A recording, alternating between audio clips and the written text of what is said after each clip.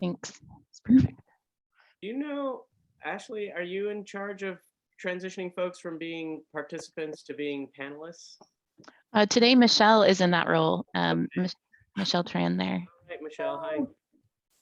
I imagine there's several folks waiting as participants right now. I was waiting for. Yeah, Vivek, I think what happened is this morning there were two emails. One email earlier was our panelist link, and then the second email had a general link. Sorry about that. Yeah, that's correct. Yeah. The earlier Is there email anybody did else have- that's supposed to be a panelist? I see Nick Desai on there. Yeah, but- Nick's not a panelist today. I Yeah. think he's just here to see Listen things in. going on. Melissa Arnold, I think. Yes, she's a panelist. You can move her over. Yeah. Got it. Thank you.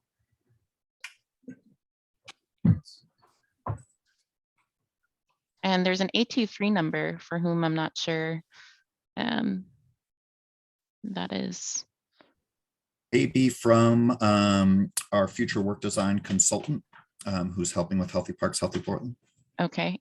In that case, they can be moved over. Typically, she would be joining from a laptop, though. Because I'm going to she's- just search that Okay. number, see what comes up. Or we can just ask whoever has joined 503-823-2762, if you could tell us in the chat or however who you are, and we can, Oh, there we never go. mind. There we go. Great. I think we chased him away. Okay, we're at time, Vivek, with a Yeah, tight we're- agenda. So whenever We you're have, ready. yeah, and we have 5 people here today. It's vacation season, so we are in probably a limited. There's nothing. I don't think we can vote on anything given that we don't have quorum today. But I will just go. I'll go ahead and get started. And as panelists show up, it'd be great, Michelle, if you transition them over. If commissioners as panelists transition them over to this in case they missed the link. But I'll go ahead and get started. My fist as the gavel. Hello, everybody. Welcome to Urban Forestry Commission meeting here, the 21st of July, 2022. Delighted to engage in a pretty full conversation today, both of really big picture conversation, as well as getting down into some nitty gritty things as well. So we're covering kind of the whole gamut. I want to just start off. My name is Vivek Shanis. I have the privilege of chairing this commission until February of 2023, and going to open it up for public comments as we do each session. So I don't know, Ashley, Michelle, do we have any public comments? Brian usually has folks who either have signed up, or we have a little bit of, if no one signed up, we have a little bit of time for folks to give public comments just set aside anyway. So anybody on your— We do have a hand up for Larry. Okay. All right, welcome, Larry. Hi, can you hear me? Yeah, can you keep it just general logistics, if you can keep it to about a minute or so, especially if there's other comments, that would be great. Sure thing, Professor. It's a very short question. I'm curious how the urban forestry commissioners feel about the urban forester getting caught lying to the public. All right, thanks, Larry. Might need a little more detail there, Larry. Yeah, I was just about to say that, Tim. Sure, sorry. In the OPB article, where she said she was not familiar with any of these plans, and then we saw her emails that had very detailed plans that was very clear she spent a lot of time on these plans and said she never heard of them. Curious how you all feel about that, because that's a violation of the public trust right there.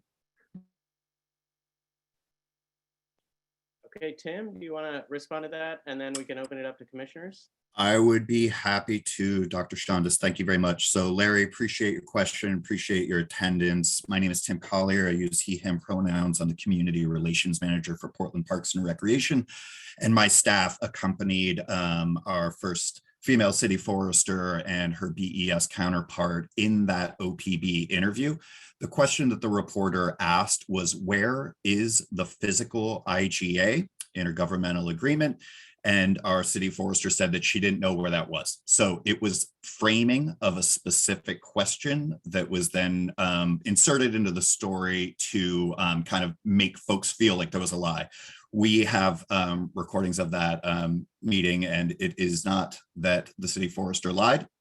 Our city forester is very aware of the intergovernmental agreements that are being developed between urban forestry and other divisions of the city. And again, thank you for your question. Okay. Commissioners, any responses? Can I just make a comment? And Larry, I don't want to quite answer your question, but Tim, I'm only mildly dismayed that you were the first person to respond to that. And I'm going to share why. We are an advisory commission. Like, we are public appointed individuals. And I feel like when a question is asked of the commissioners, and then the city is putting forward a communications person to respond, instead of allowing the commissioners to respond first, that is concerning to me. That feels like trying to manage the narrative. And so I feel like there's a lot more that could be said. I think that we need to be able to have public conversations that have not been happening. But I want the commission to be able to speak to issues that we have not been able to have on our agenda. I don't want to hear the city respond. I want, if a question is asked of the commission as an advisory body, I want the commission to be able to respond. Makes a ton of sense, Megan. I appreciate the comment. What I was attempting to do in the moment was to add context so that the advisory commission had the full set of information to be able to respond to public comment. Apologize if that came through as overbearing. Commissioners, quick response. Bruce? I was dismayed by the article in general. It is upsetting to me, the position that urban forestry is in. I believe that Jen really needs to reevaluate the position she's taking as the leader of urban forestry. We have a tremendous opportunity in this city to harness the efforts of thousands of volunteers, and I see that being thrown away by the very poor relationships between urban forestry, Friends of Trees, and other community organizations. I think there's a great deal of potential here, and I certainly hope that you, Jen, as city forester, can take more leadership in a positive direction rather than the direction you have chosen. I know that you care greatly about the city, as do I and many other individuals in this issue. And I think we need to set aside whatever petty personality conflicts or disputes we may have and move on to the big issues. And I feel like that's not happening. And I'm certainly hoping for better from all of us. But I am very, very dismayed at the lack of community empowerment, engagement, and involvement that stems from urban forestry's actions. Appreciate your comments, Bruce. Thank you. Daniel, I see your hand up. Yeah, I feel like all of a sudden we have a lot of different issues going back and forth here. And I do think that Oregonian article deserves some agenda time. I don't think that in today's meeting with the agenda we have set up, we really have time to get into it. So I certainly don't want to comment on that. But I would say, especially to Larry, who brought this issue up, when you make an accusation of lying, there are a couple things that go on there. One is you're saying the person's wrong, and the other is saying there's an intent to deceive. So, when I hear the response from Tim, I think, okay, well, having been a newspaper reporter myself, I know how difficult it is sometimes to get everything straight. And I would really prefer if, when you ask a question like that, you just say, hey, I found a disconnect here in what I find, and I would like to hear what the truth is, instead of just coming out and accusing someone of lying. It's just kind of the way my training, at least as a newspaper reporter. So, I suppose maybe if Jen wants to make a comment, but I certainly know that I've made mistakes in the past, and there's been, in public meetings, and there's been no intent to deceive. So I would hope we give Jen the same benefit of the doubt. Thanks. Yeah, and I can say to that, thank you, Daniel, that there is no intention to deceive on my part. And the quote that the reporter used was taken a little bit out of context, which Tim explained. And thank you, Tim, for that. Also, there is an agenda item at the end of the day today, because of all your interest, about tree planting, for some information on that. Yeah, and I've, just so you know, from a process point of view, it's something I brought up with Jen in our prep for this meeting, knowing that there would be an interest in wanting to address many of the issues of the press and publicity in this particular format, in this particular set of items that we have in July. Given that this just dropped last week, there was a lot of kind of figuring it out quickly. I don't want to rush this conversation. I hear everybody's concern, including my own concern of this particular issue, that I'd like to have a little bit of time for commissioners to really kind of sit with this and kind of get our feet under us, so that we can kind of keep the public trust, keep the conversation going, and maintain the kind of robust urban forestry work that we all want to be, and we're all volunteering to try to enable. So I'm thinking it's likely going to be an August meeting when we'll have at least brought this forward and have an opportunity to actually talk about this. And so Adrian, and we'll close up here and turn over to the Forester's report after this. Yeah, look forward to a longer discussion. I mean, we can't do it justice today.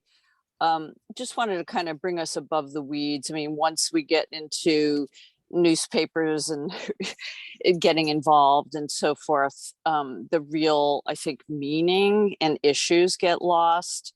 And I would just like to say, as a commissioner, that what I would like to see is that we work out a process to contract with as many effective community organizations that are working with trees as possible. And I would like to know what is going to be the timeline for that. What is going to be the solicitation process? What's going to be the selection process? And I'm hoping or hopeful that, those that have a prolonged effective history of results are included. I feel like the risk here is that, we've taken away a very significant portion of the budget of an effective nonprofit. And, so that will result in some gutting of that nonprofit's ability to function. So there is, a time sensitive factor here. Thanks, Adrian.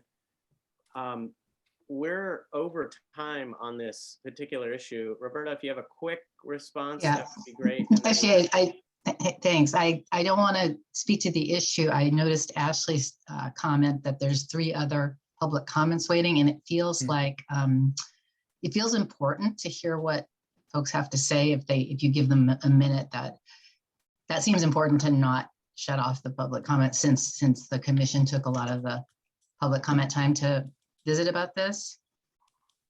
Yeah, this is also something that came up in the agenda setting, and I made the exact point, Roberta. And I think what we're trying to do is find ways to be able to enable public comments of this, and at the same time, identify alternative avenues for public comment. All public comments make it to the commissioners. So if any of the public have an email to send to Brian Lando at Urban Forestry, he forwards those public comments directly to us by email.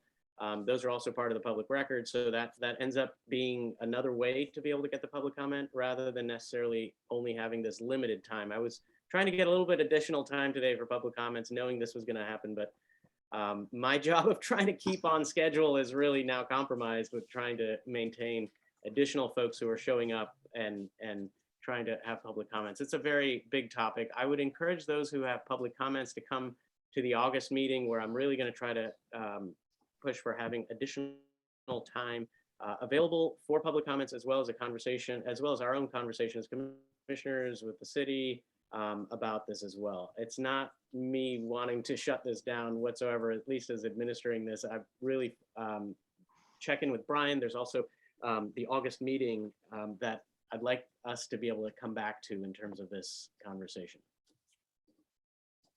Does that satisfy for now? Can we That assumes that the public comment relates to this topic. It may be other things. I didn't know, this is just my, can the public do anything in the chat? I just don't know the answer to the question. I don't know. No, it's disabled for Okay. disabled. Okay, well, if then people should either maybe send an email to, that would be helpful. I think that would be the ideal, is to actually put in an email and get it out. Point of That's not part of information. the conversation. That's the problem. Yeah. Okay. Bruce? Is it Larry Sanders who asked the question, or is it a different Larry? It was Larry Sanders. Okay, thank you. Okay. All right. Well, I want to keep going with this agenda. We have a lot of stuff today. So we have 3 months of minutes that we're looking to approve. I saw some comments on that. I'm hoping commissioners had a chance to read those over. And if you have any substantive questions or comments to make, ask you to do it now.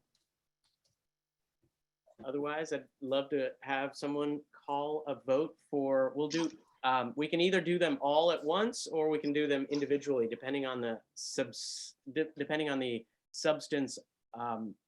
or any edits that you'd like to make for the minutes. If there's none, then can do it as 3. If there's individual months, then we suggest individually.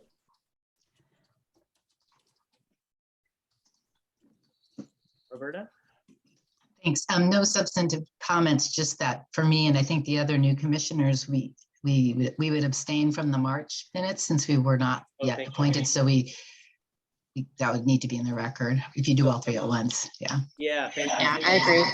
We'll do the March separately, but then again, let me just do a head count here. I think we have quorum. 1, 2, 5, 6, 7. Yeah, we're good. So we can start with the March minutes. Can I have a call for a vote?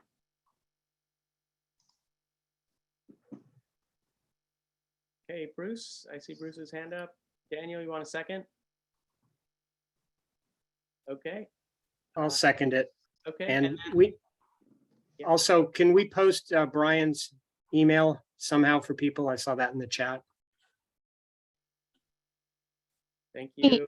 I just want to quickly note the chat is disabled just for hosts and panelists, but for folks in the meeting right now, the contact for getting in contact with Brian Lando, who facilitates the urban forestry side of these meetings, is on there, and public comment can be received at that email on the meeting agenda page for this meeting. Okay. Thanks, Ashley. So March minutes, I'm going to call. We have first, we have a call to vote, Bruce, and a second, Daniel. virtual or physical hand up. If I can't see you, virtual hand would be great. We can just record that. For March minutes, those who are abstaining, of course, no hand. So we have 4 hands up. Okay. Now I'm questioning whether 4 hands is going to be enough, because we have no quorum with 4 hands. Let me say any no's. Oh, 5. Thank you. Okay, 5 hands. Any no's? Any nays? Okay. And any abstentions? I think there's several of you that are abstaining from the March minutes. Okay. So noted. 1, 2, 3, 4. All right. So past March minutes, let's go to April and May. April and May minutes. Roberta. Oh, you're muted. You're muted. You're saying something? Sorry, I was just raising my hand to say aye kind of thing. Oh, I see. We'll call to vote. We just do this whole thing where Robert's rules is what we're using. So we'll have someone call a vote. You want to call a vote? I mean, do you want to make it a motion? I move to pass the minutes of April and May of this year. Okay. Great. And second? I second it. Thanks, Ivory. Ivory seconds. All in favor? Physical, virtual, 1, 2, 3, 4, 5, 6, 7. Okay. All nays, no's for the minutes. Okay, I assume Bruce left his hand up from previous time. So, all right. And any abstentions? Daniel, thank you. All right, so moved. Thank you. We're all caught up at this point with minutes. Thanks for your patience on that. And thanks for any edits, any comments that you made, minor comments, those will be recorded. Thank you, Ashley. Very, very helpful to have that detailed minutes for us to review. Like to move on to Forrester's report. Jen, a few minutes late, but yeah, all you.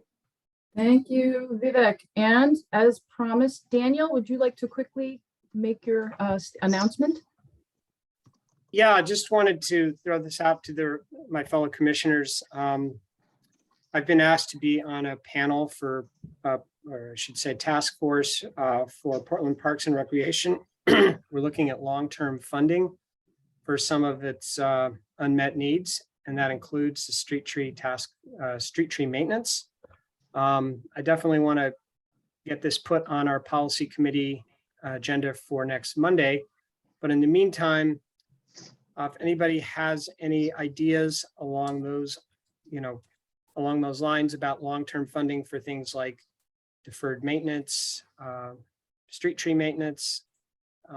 As we know, right now, Portland Parks has quite a bit of money that came in with the levy, but that is a 5-year levy. There's no guarantee that that will be renewed. So we're looking at a variety of funding options in this task force. I'm sitting on it. So please contact me if you have some ideas. And if you're interested, come to the policy committee meeting on Monday night. Thanks. Thanks, Daniel. Okay, I have a timer running, Vivek. Thanks. Here we go. Okay. So good morning again, commissioners. Great to see you. And I'll ask, just for the sake of time, that you hold any questions to the end. And I also want to again thank Ashley and Michelle for administering the meeting on short notice. Thank you very much. So first item, really important news that you likely have seen. It's been in the media and also in tree bark, which you all received. The emerald ash borer has been detected in Oregon for the first time, specifically in Forest Grove, which is not all that far from us here in Portland. EAB, emerald ash borer, is an invasive boring beetle that kills all trees in the Fraxinus genus, which is the ash genus, and that includes also some other olive and fringe tree, in particular, olive trees and fringe tree. So because of that announcement, which is very important and will be impactful on forests across the whole state, as it has been in the Midwest and on the East Coast, we're working closely with the Oregon Department of Forestry. They are leading the statewide response on EAB.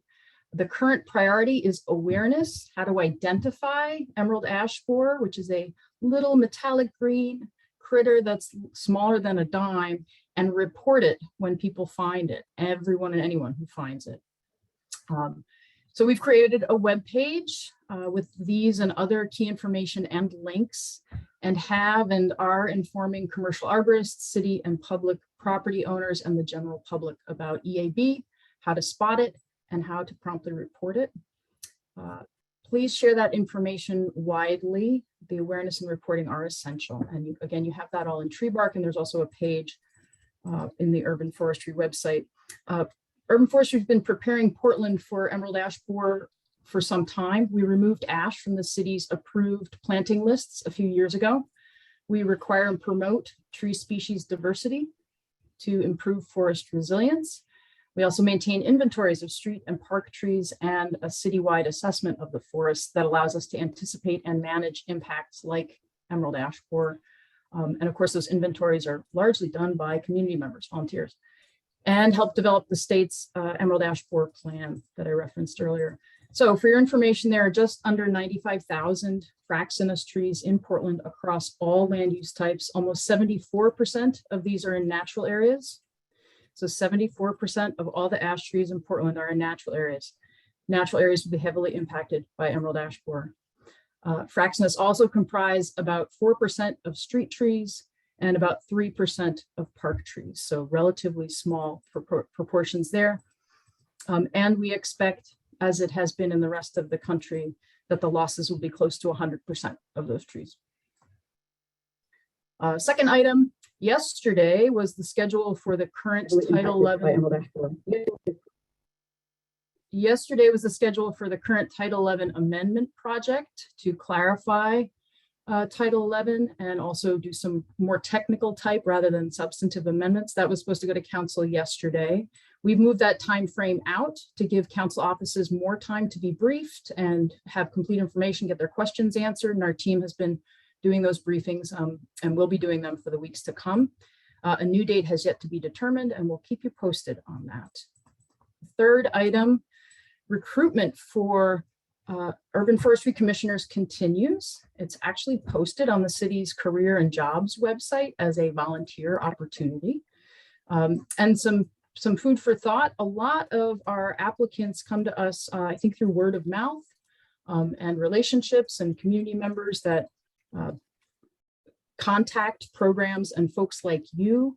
And given the work that's ahead of all of us, specifically thinking about the Portland Urban Forest Management Plan update, which will kick off this fall in some form, and more substantive Title 11 amendments in the future, it could be really helpful if there were some affordable housing advocates, development community members who are also interested in trees and having an advisory role, perhaps to apply for the commission, to add those perspectives. So please spread the word and encourage folks who are interested to apply. Fourth item, I've been updating on Streets 2035 and the Water Bureau Administrative Rule. There are no updates for those this month. And there were also some requests from urban forestry commissioners for my report, so I'm going to address some of those now. One of those, I think this was last month, was getting an update on sustainable future. And that is related to what Daniel was talking about earlier. We've put that request in, and the project staff have in return, the Sustainable Future Project staff have requested to attend in August to provide information and have a discussion with the commission. So that's something we can consider. Another item I was asked to speak to was the redevelopment of 122nd. And that's a PBOT project in East Portland. And PBOT's working on getting some information over to us to share with you. In the meantime, it is, as I said, a PBOT, Bureau of Transportation, led redevelopment of the street from roughly Foster to Marine Drive on the north. And the current options for redesigning it include adding a median, a sizable median that could be home to many large form trees. Urban forestry is involved in that, including looking for funding, providing estimates for tree planting and maintenance and tree growth costs. And later, of course, we'll be involved in final design, tree regulatory requirements, and implementation. So that median, a median with trees like that, large form trees, could be a real change in that area. And it's great to see PBOT's planning group thinking this way. That group also led development of the pedestrian design guide update, which you're all familiar with and was just recently updated in May, in which urban forestry staff participated extensively, and that participation is reflected in the guide.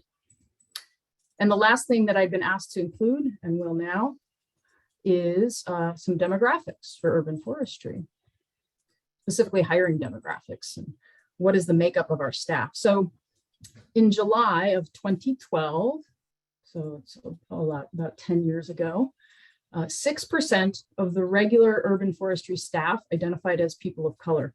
Regular staff doesn't include temporary, seasonal, or limited term staff. As of May 31st, 2022, 30% identify as people of color. So that's a change from 6% to 30%.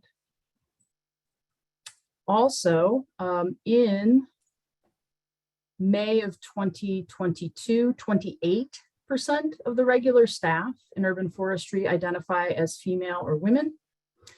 And in 2012, that number was 19%. So a change from 19% to 28%. Also, currently 50% of our managers and supervisors are women, and 25% of those folks are people of color, identify as people of color. And 75% of our managers currently are women, which is quite unique in urban forestry programs. So there's that information.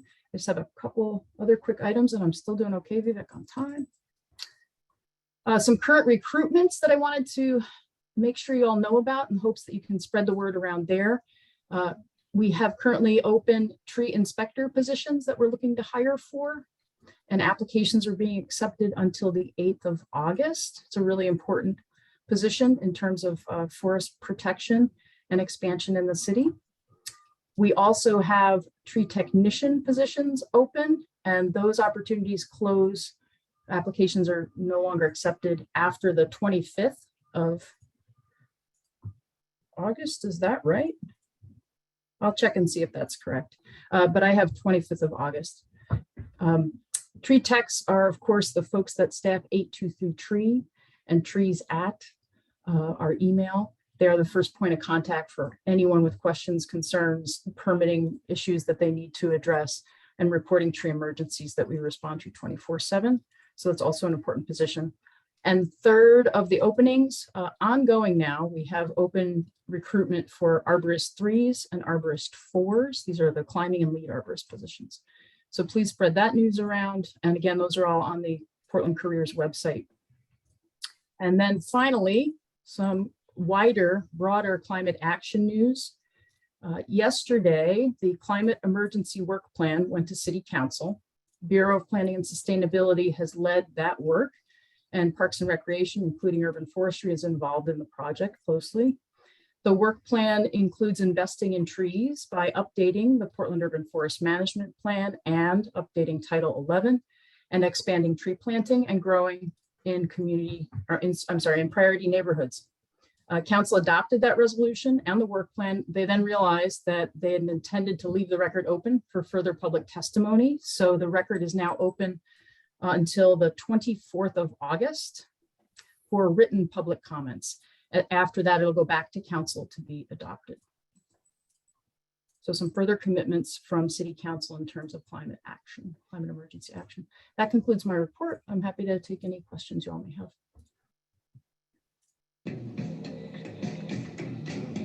Or your music, that's good too.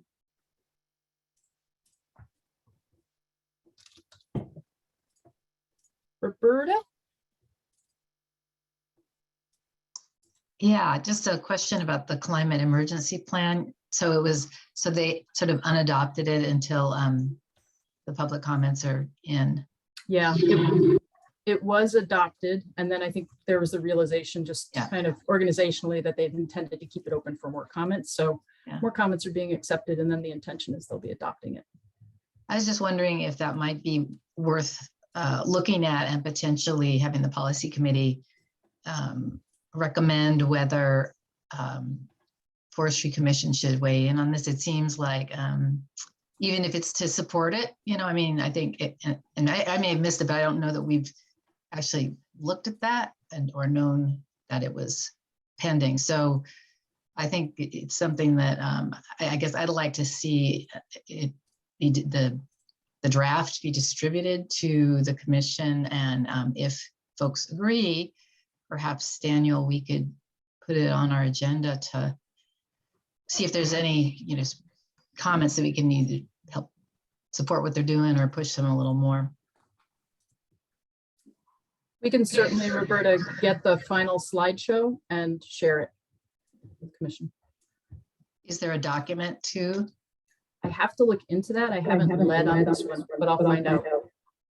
Great. That would be great. I guess we meet next Monday, right?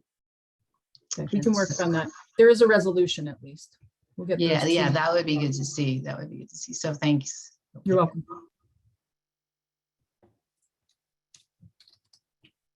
Thanks, Jen. Thanks, Roberta. Questions? I'm having a little bit of trouble with my internet. Apologies for jumping in and out, jumping on my phone when my computer stopped working. If there are no other questions, I'd like to transition over to the next agenda item, which is Healthy Parks, Healthy Portland, mission, values, values discussion is really what we're talking about here. And so as you all know, we've heard about Healthy Parks, Healthy Portland. We've had a couple of rounds. I think this might be number 3 in terms of the Bureau, Healthy Parks, Healthy Portland staff, and consultants coming to us to talk about what this is. And I'd like to we have a good chunk of time. We have about a little over an hour for this topic. So it'd be great for Melissa and the team to kind of tee this up in terms of what you're looking for, feedback, if there are any specific kinds of feedback you're looking for, where you are in the stage, and kind of turn it over to you to really get us going on this. Wonderful. Thank you so much, Dr. Shandas. I'm Melissa Arnold. I am the Community Engagement Manager for Portland Parks and Recreation. It's good to be here today. Thank you. I am not at my usual computer setup. I usually have a second screen, so bear with me if I seem a little clunky today. I appreciate your patience. So let me pull up my little notes here.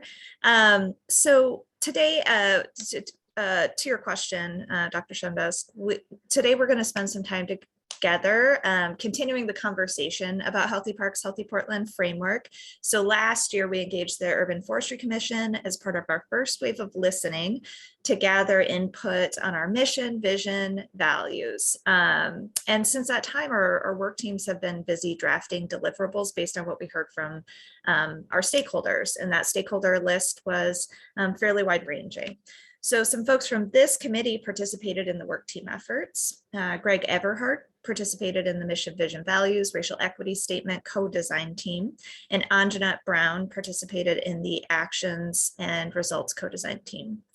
At your last meeting, I believe it was, Brian Lando gave a brief update on where we are actually with Healthy Parks, Healthy Portland, and had a discussion, and you all decided that you would like to give your feedback on this important, crucial work. So we were invited to join. And here we are. We're super excited to discuss this foundational work. This is really important. Beyond just organizational statements, this will lay the groundwork for the work that we do in reimagining our agency as an increasingly power-sharing agency, or bureau rather. You represent the community in this commission, and we thank you for your time, experience, knowledge. We know you're busy. Clearly, this is a packed agenda. And so we know that your capacity is limited, but it is crucial work. And so we really appreciate your focus today. So joining me today is our partner from Future Work Design, Catherine Jarrell. We will be co-facilitating the discussion and as part of our listening and learning work team, which is broader than just us. It has lots of smart and lovely folks. So let's review the agenda. Catherine, can you pull that up? Perfect. Back to, let me get out of Full screen view. Clunkiness, sorry. So first, I'm going to lead us in an icebreaker to get us warmed up. Then Catherine's going to walk us through some of our key findings. Well, first, some demographics, and then we'll walk through some key findings from our first wave of listening, how they inform the draft statements. And then today, we're keeping this pretty high level because it is a short agenda. And at the end of our presentation or feedback session, I'll tell you a little bit about how you're going to hear more about that. Then we're going to work through draft statements for the values, mission, vision, and outcome categories and ask for your input. And so for our icebreaker, today we're going to be using a tool called Menti to gather your input and responses. Some of you will be familiar with Menti and some of you won't, but that's okay. I'm going to get you in there. So please see the instructions for bringing up Menti in the chat window. You can click on the provided link. Catherine, I believe, is going to drop that in the chat. Alternatively, you can also go to menti.com and type in the code that you see on the screen there. That's 34537577. And something that I didn't say at the top that I should have is that it can be easier if you do have a second device, it can be easier to do the Menti participating on that second device as opposed to switching back and forth. It's totally possible to do it switching back and forth. It's just a little more fluid. So I'll give you a moment to get in there. Catherine, could you scroll down just a touch so that I can see? Oh, I see hearts floating. There it is, the number. So when you get in there, if you're kind enough to give me a little heart, I'll know you're there. It looks like we've got 5, 6. If you could scroll down just a touch more, Catherine, so sorry. There we go. Okay, 7. And Vivek, are we expecting about 7 participants today? Yes, that sounds right. Okay, great. I think we're all in there. If you are not, I'll check the chat. If you are not or you're struggling with it, feel free to pop that into the chat, and Catherine, I, or one of our awesome co-hosts here will work to identify solutions.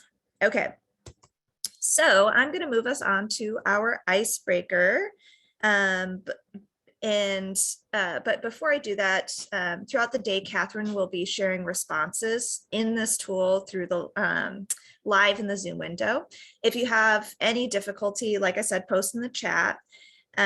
So the first question for our little fun icebreaker is, which interests do you, oh, I see that you're ahead of me already. Which interests do you identify with?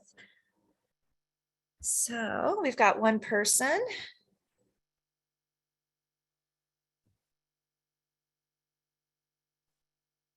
All right, we got some nature lovers. That is unsurprising. It would actually concern me if there weren't any nature lovers in this group.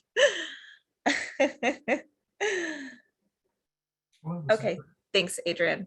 I will note, Adrian, that we discussed this before because we have like super commissioners like yourself that are in multiple commissions, and oftentimes we find that folks are they're putting on a different hat when they're at the Urban Forestry Commission versus the Parks Board. If you find that if that's something that you're comfortable with and you feel as though you might offer different feedback with different hats on, feel free to jump in and do it. Otherwise, I'll trust your judgment on that. Okay, so we got some gardeners, travelers. Okay, we can advance. No gamers in this group. Also not too surprising. Okay, so which roles do you identify with?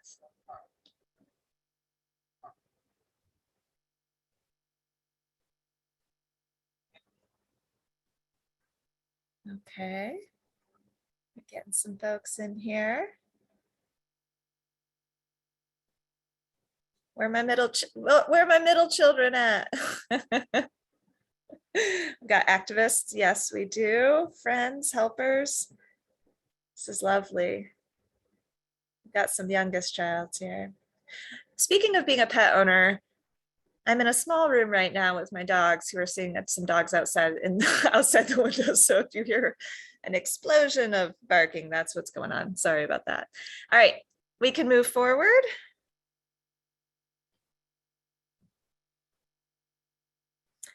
Okay, which experiences do you identify with?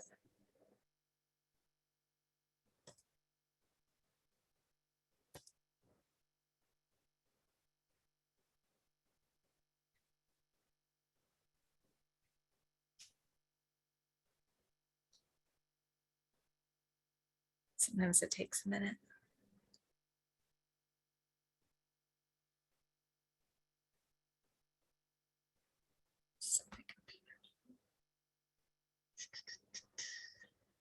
Ooh, we're a well-traveled group here today. Got some new to UFC. Okay, are we all in there? None of those apply. Okay, so this was a fun activity that was just intended to demonstrate that we have a lot of different folks with different perspectives, experiences, roles, and identities, but we also share a lot in common. Whenever we get a group like this together, it's fun and important to know who's in the room. And on a more serious note, it's important to know who's in the room as far as demographics go, because we as a bureau are working like I think maybe we've never worked before, to ensure that we are creating space and sharing power with a broader range or a wider array of community members. We really want to serve all Portlanders and hear from all Portlanders. And in order to do that, we have to know who we're talking to. So we are going to ask you to fill out some demographic questions.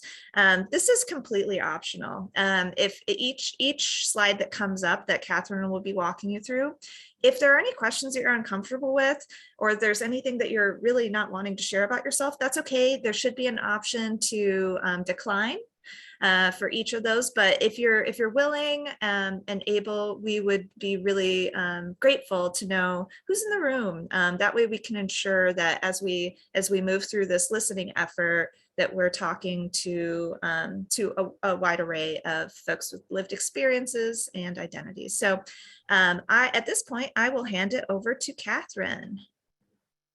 All right, sounds good. Thanks, Melissa. Yeah. Okay, so I'm gonna, as you've probably noticed, you can kind of see new questions as I flip through them. We are not going to be sharing all of the results of the answers to the demographic questions, but for all other questions to this experience, you'll be able to see the answers listed. So the first question you should see here is around what best describes your race and or ethnicity.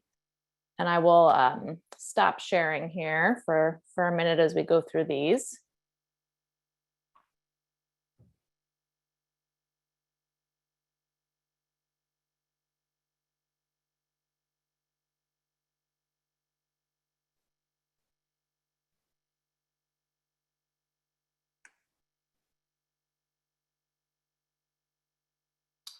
All right, and then I'm going to move us over to the next question here. Looks like we've got 8 responses, which is around your current age.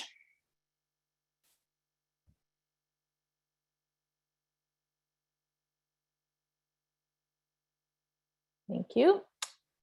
And our next question here is, do you identify as being an immigrant and or refugee?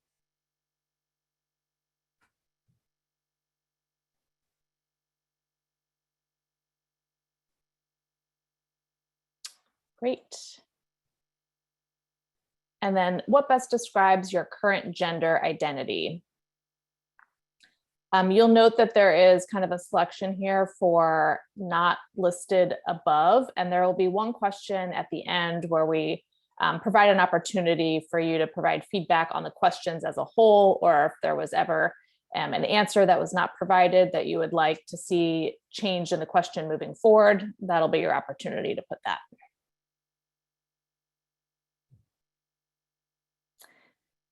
This question should also be set that you can complete as many as you could select as many as you would like. Okay, moving to, do you identify with having or living with a disability?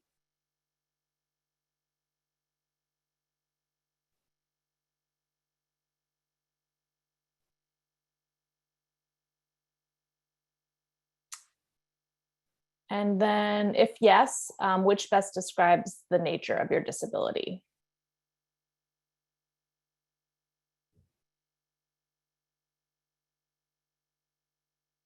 And if you are somebody who selected yes to the previous, if you wouldn't mind selecting either decline or not listed, if none of those are relevant, just so I know I've captured everybody.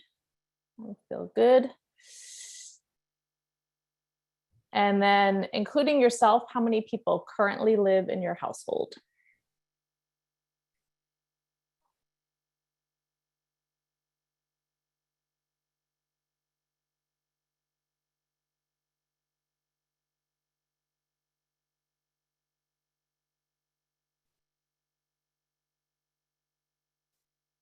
All right. Your current zip code, and this should be one where you kind of type in the response.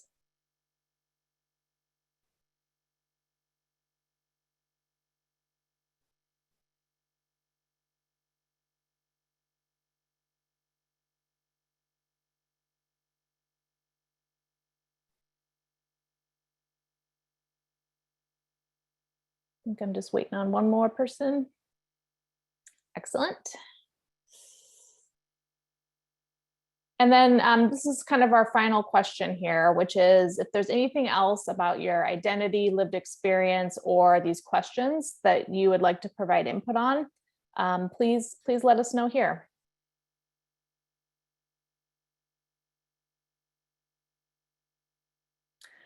So I'm gonna leave this slide up for a minute. So we'll give folks a little bit more time if you want to be more thoughtful about your response here. And then in the meantime, I'm gonna start sharing again, and we're gonna just give you a little bit of kind of like overview, a little bit of context before we get into asking for your feedback today. So I'm gonna share my screen again. All right, Melissa, screen look good? Looks good. I would maybe scroll up just a touch. It might just be on my screen. I feel like I'm only getting like most of the slide. I think it is on your screen. Okay, cool. I hope it's on your screen. Okay. So, you know, as Melissa mentioned, this is, and Vivek, I think also mentioned, this is kind of not our first engagement for Healthy Parks, Healthy Portland, but it's my understanding that there are some new commissioners as part of this group. So I want to assume that there are some folks that this does feel like something new to, and want to give a little bit of introduction. And so when we say Healthy Parks, Healthy Portland, you know, what are we talking about? It's not just a tagline per se. It's really the Bureau commitment to building systems, tools, and a planning framework that links Portland Parks and Recreation strategy and investments to outcomes in the community. So it's our intent to create a system of tools that allows us to make strategic decisions that can result in outcomes that serve the community. So PP&R is changing the way it plans and makes strategic decisions. Healthy Parks, Healthy Portland calls for an ongoing cycle of listening and learning with community to drive its strategy. So in addition to drafting new Bureau statements, and when we say statements, we mean like our mission statement, our vision statement, our value statements. This ongoing cycle of listening and learning will continually inform systems such as a new Bureau actions and results framework. So our actions and results are like the specific tactics and programs and things we are going to do, as well as a decision support tool. So a decision support tool is like a guiding framework for questions that we ask and answer when making strategic decisions and evaluating potential resource allocations.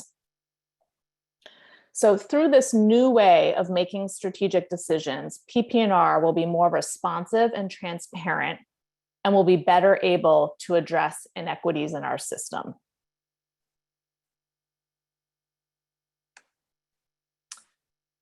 So this graphic that I'm now showing on the screen here is reflective of the process that we are going through. It's intended to represent this ongoing cycle of listening and learning that we're doing. So we have already completed wave 1 of our listening there. So we have engaged with different communities and stakeholders, as well as internal parkies, and these kind of like very broad, open-ended questions at the beginning of this engagement. So some of you participated in that session, but it was things like, what's important to you? What kind of outcomes would you like to see Portland Parks create? We have then taken all of what we heard during those sessions, and diverse work teams have created drafts of work, which we are going to share here with you too in this engagement today. So wave 2 is really about taking everything we heard previously, showing you draft statements and saying, how do you think we did? Do you think that we're on track? And the intent here is that we will continue listening and learning and be open to iterations as we go. So we are going to show kind of a high level summary here of what we heard in our first wave. I think we could probably spend our entire hour plus just looking at the insights that we heard from community, but based on where we are in the process and the amount of time that we have here today, we're going to give you kind of a high level summary. But once wave 2 is completed and all that data is collected and synthesized, we'd be happy to rejoin this meeting and walk UFC through a deeper dive of everything we've learned. So this slide here just shows you our wave 1 engagement findings. So along the right, you see all of the stakeholder groups that were engaged in wave 1, including the Urban Forestry Commission. And the key themes that emerged out of it are listed on the left. So some of these themes are things that Portland Parks has been hearing for years as it's been doing listening. Things like equitable access to parks and programs. And by equitable access, we're seeing comments around location of parks, having a location of a park that's close to me, as well as affordability of programs. Themes around welcoming, safe, and inclusive places and programs. And then land and tree stewardship. So this kind of notion that, you know, parks the park land and the park trees don't really belong or are owned by Portland Parks and Rec, but Portland Parks and Rec needs to serve as an important steward in protecting the land and those trees.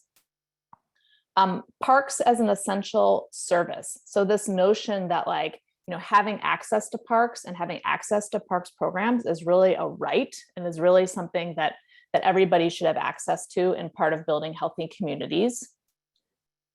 Community building and resilience. So this looks like, you know, jobs, it looks like skill training, it could look like tool libraries, but it's like, what is kind of our systems in place to help empower communities?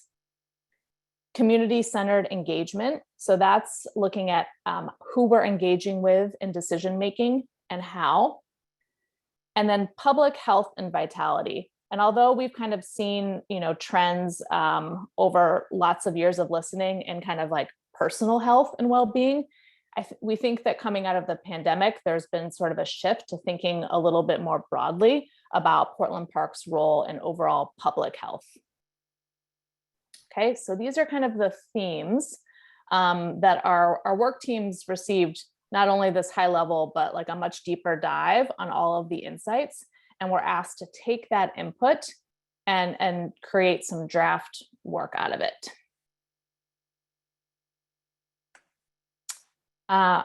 Okay, so our last kind of bit of context here is just some like guiding statement definitions. So we want to make sure that as we're asking you for input on things like our values, our mission, our vision, and our outcomes, that we all have a common understanding of what those things should serve as, or what they should do for us. So for values, we are talking about how we must act every day to achieve our vision and mission, our mission as our ultimate goal or purpose, and our vision as what we aim to achieve long term.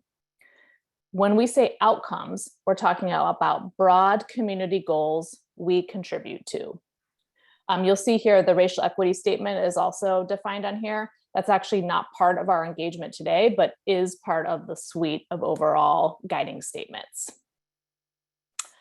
Just a little reminder on the right that like we are still kind of at this high level broad statement, but these broad statements actually do guide and lead to some of the really specific decisions that Portland Parks makes.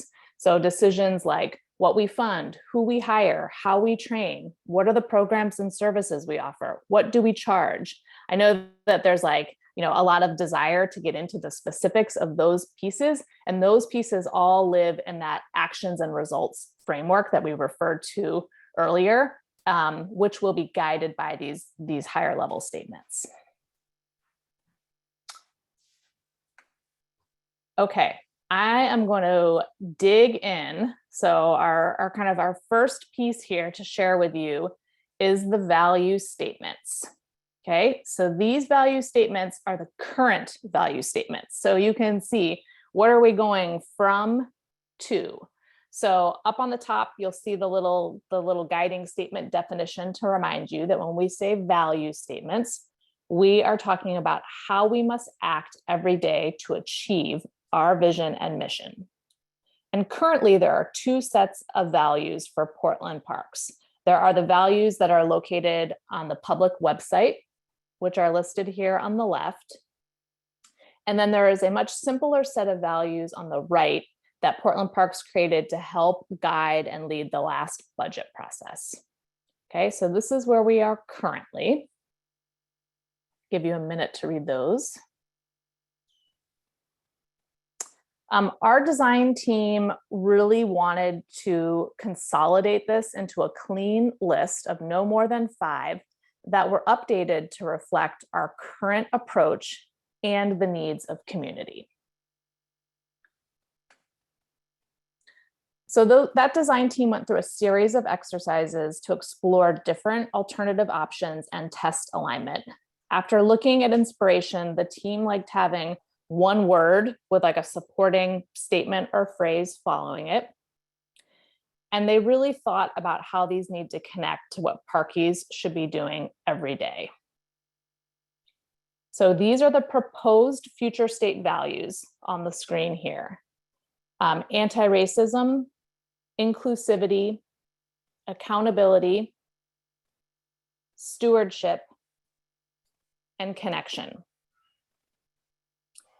The first question that I'm going to ask for feedback on is just, you know, how close do you think we are? How close do you think we are to having the right set of values for Portland Parks and Recreation today and in the future? Before I kind of flip to that in the Menti questions, I'm just going to give you another few seconds here to kind of read and think quietly.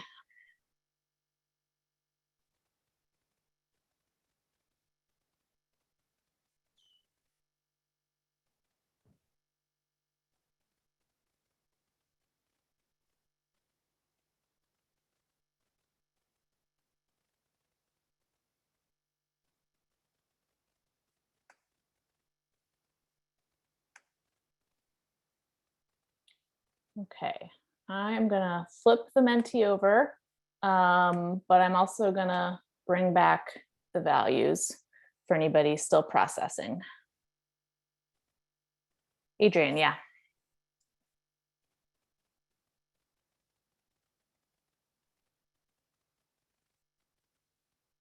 Sorry, I'm in the car. So, yeah, as if we don't have enough kind of controversy in doing these kinds of exercises. But for the purpose of this, it might be good to define anti-racism. There's a lot of different definitions of that. I just finished a sister song training because I'm also on the Planned Parenthood board. So their version is that anti-racism relates to basically white on black types of interactions.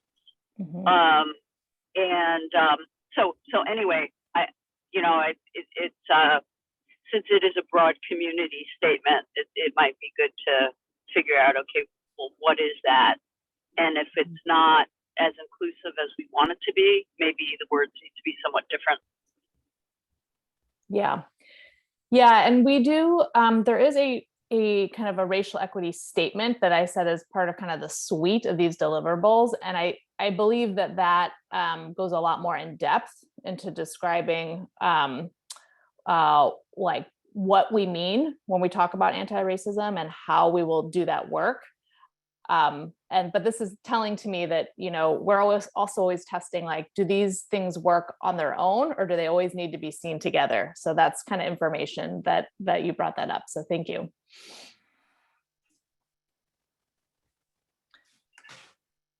Okay. I'm going over to, I see your hand, Daniel. I see your hand, Roberta. I'm going over to the Menti, and I'm curious if you all are able to, are y'all seeing the right question, or are you able to answer it in Menti?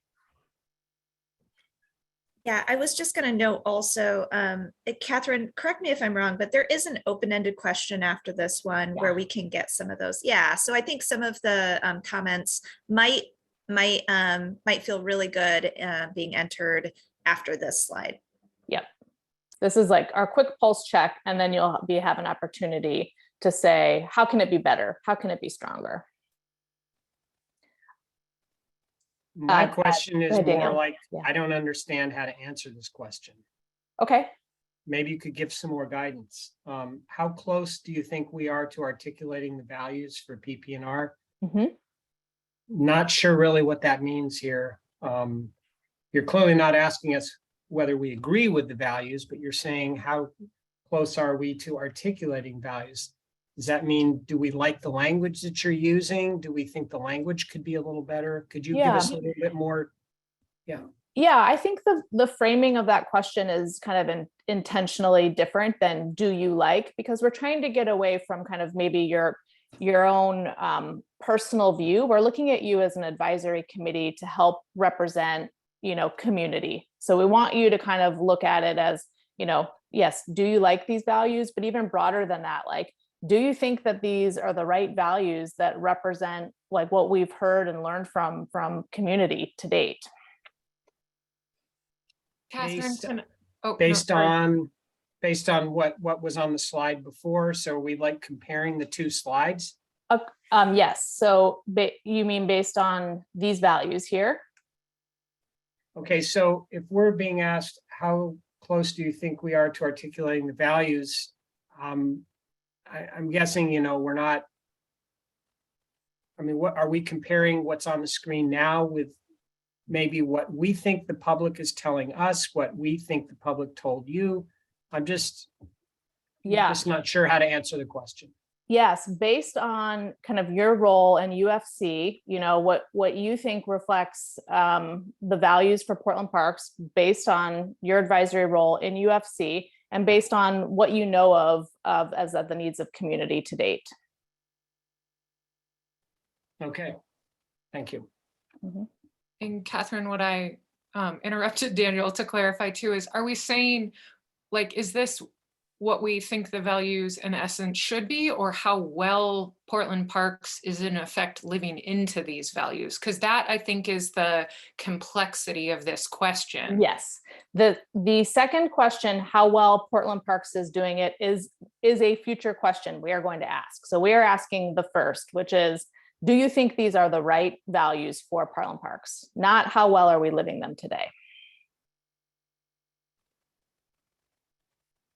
Great question. Okay. So we have 6 people have answered. I'm looking for potentially 2 more. And as Melissa said, the next question is going to be to gather a little bit of your comments. If I'll just give another, 30 seconds here. If folks feel like I can't answer the question based on how it's framed, that's fine. No pressure. I just want to make sure I'm not rushing.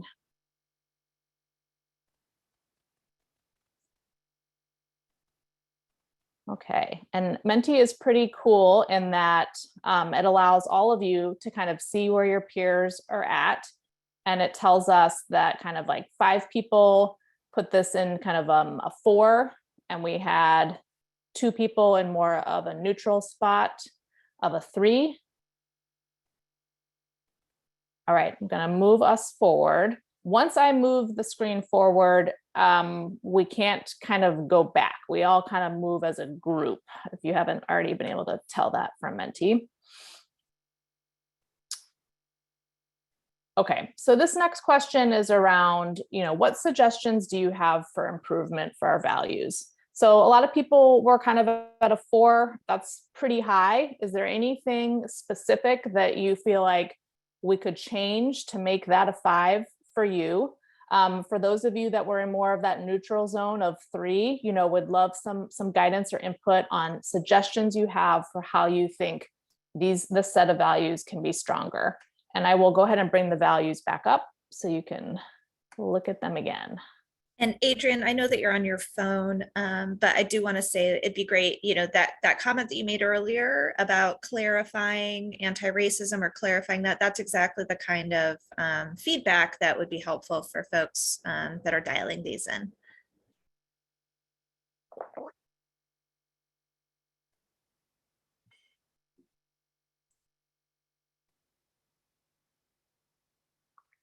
Roberta, do you have a question?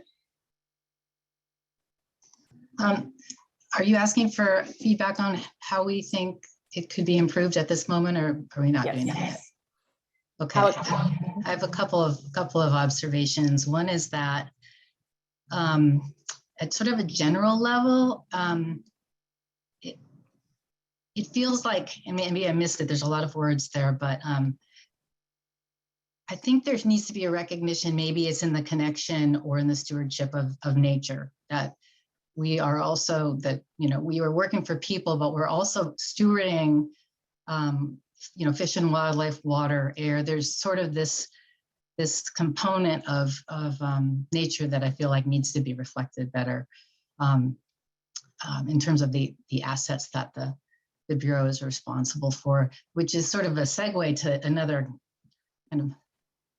it's kind of a little strange, but from an urban forestry perspective, the urban forest is trees and vegetation as defined in the current urban forest management plan. We focus on trees, but it's actually a whole ecosystem of trees and vegetation throughout the city and the creatures that supports.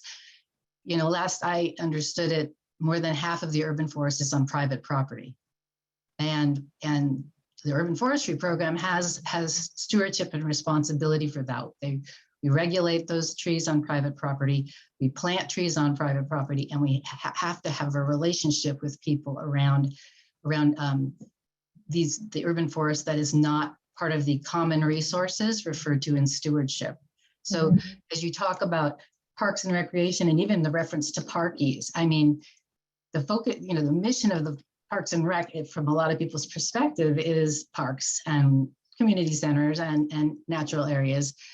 But there's this whole component of watersheds as a whole, and needing to reflect that at least this program has to be very interactive with quote unquote non-common resources, private resources, or the city as a whole, and property owners and renters, and that has a huge connection to public health, which is one of the outcomes that came out there. So, land stewardship and tree stewardship, we talked about park trees and street trees, but we're talking about trees all over the city and the people that need to care for them with us. And so I feel like it's too narrow when it comes down to urban forestry in terms of how it's probably being framed in the community and where it kind of sends people to. So I have to think about how some word tweaks that could happen here. It's not insurmountable, but I think that gestalt needs to somehow be reflected in the explanation of the priorities, but also in the values themselves. Does that make sense? Yes, it does. Thank you. Okay, so I've got one of the kind of cool things about Menti is, one of the reasons we try to use this is so that we can make sure that we hear from everybody, even if we don't have time to hear from everybody audibly. So we make sure that we kind of capture all the comments. We will also take things that are mentioned in the discussion from our notes, and we will make sure that those comments from the discussion are also entered into the system. So everything is captured, both that was discussed and was not discussed. But I want to take a minute here to just allow everybody to kind of read the comments that are on the screen. Hopefully they're representative, or we've kind of captured everything that the group is thinking about in the moment, even if we don't have time to discuss it all.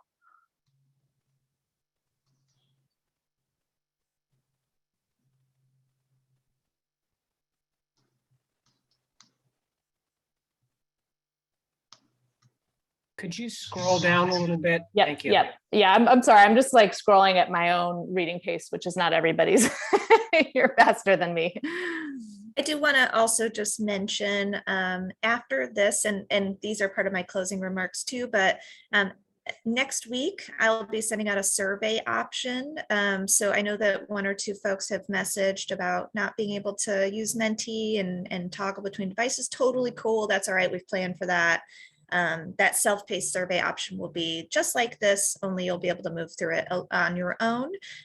It's definitely awesome to have you participate in the moment so that we can have discussion based on your responses. But if it's just not working, that's okay. We got you. Yeah. Thanks, Melissa.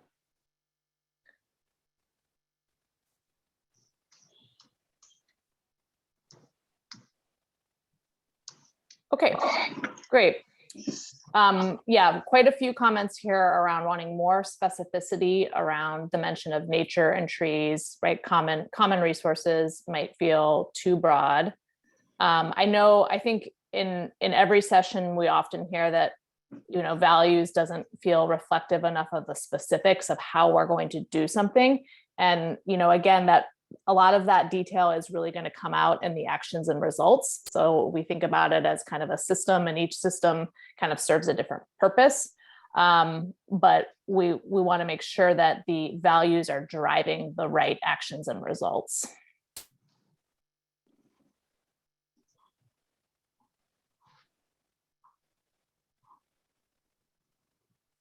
Yep. Okay. Thank you for that. The common resources is too broad and too narrow. I think Roberta kind of spoke to that a little bit as well. And then a couple of comments around the sense of belonging and inclusivity.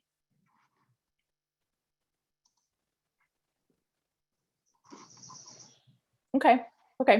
So some themes here around more specificity around sustainability and really looking at and evaluating whether or not inclusivity definition here is correct. Okay, I'm gonna keep us moving because we have quite a bit to get through, but we have, to Megan's earlier point, the next question is going to be around, still related to values, but how is Portland Parks doing living these values today? And you can score each value distinctly here. And I will bring up the definitions for you again, if you want to review them in context.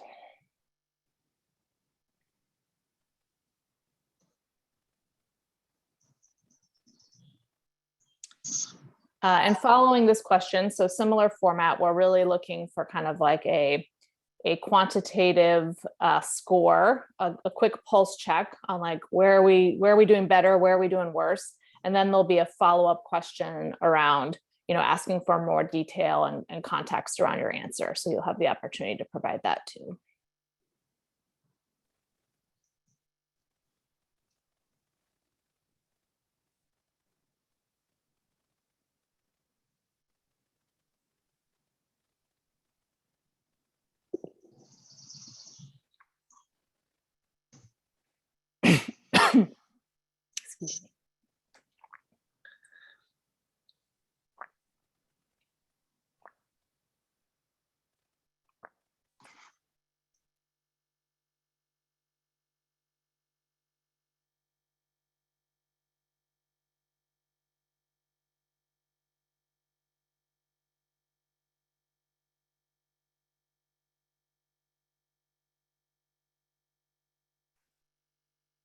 All right, we've got about those 3 people have made selections so far. So I'm gonna just go back for those still thinking and working on it. I'll go back to the values for you.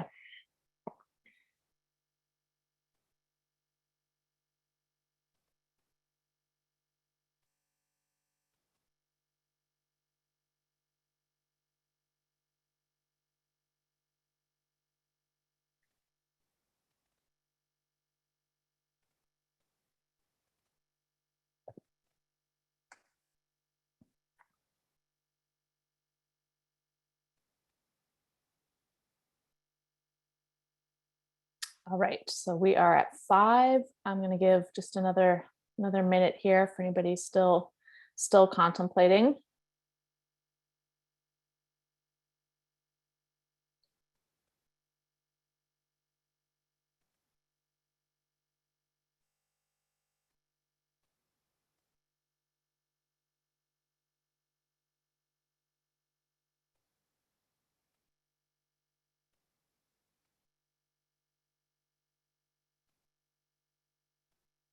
Okay, we're up to 6.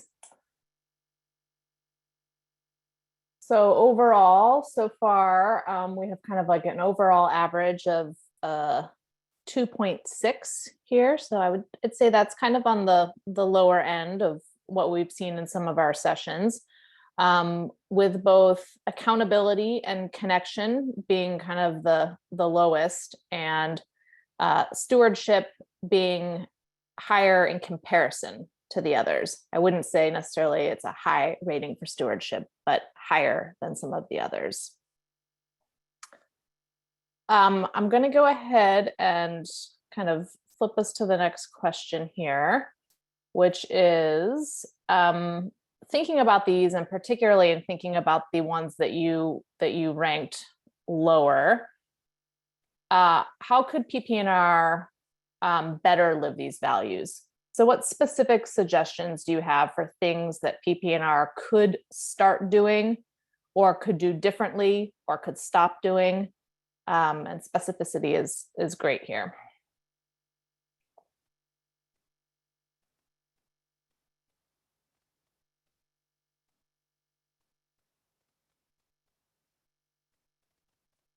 I will go ahead and go back to the values again for anybody that wants to revisit as they think.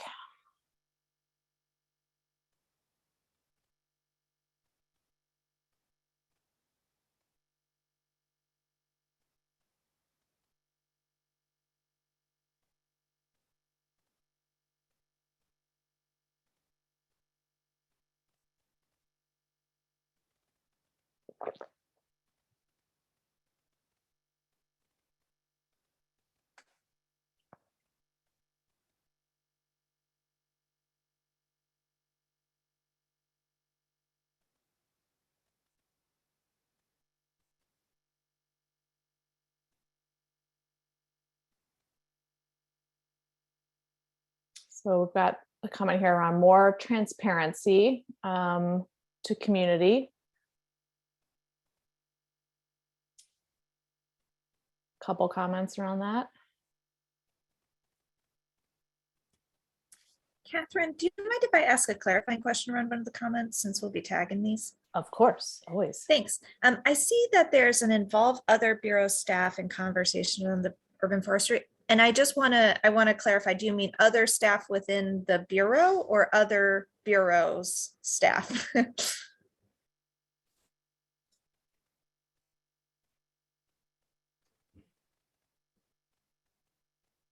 And if it's not comfortable to share, that's totally okay. You're always welcome also to put it in the chat, send me an email, or I can just let this go and I'll do my best to code that appropriately.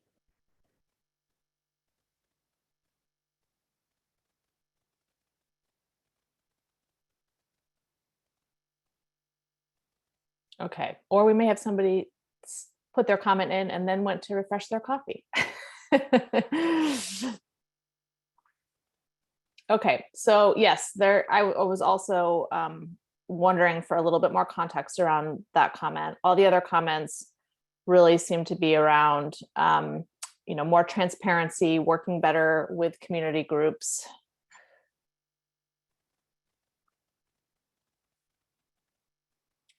Wanting deeper levels of engagement with stakeholders. And then I don't know, Melissa, if these comments are tied, but yeah, this comment is around more collaboration between bureaus. So I don't know if that's indicative of the first comment or not.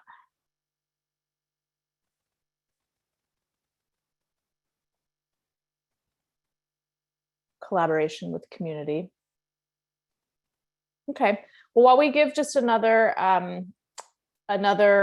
minute here for final comments, is there any point that folks feel that they want to provide more context around? Any comments that anybody wants to speak to?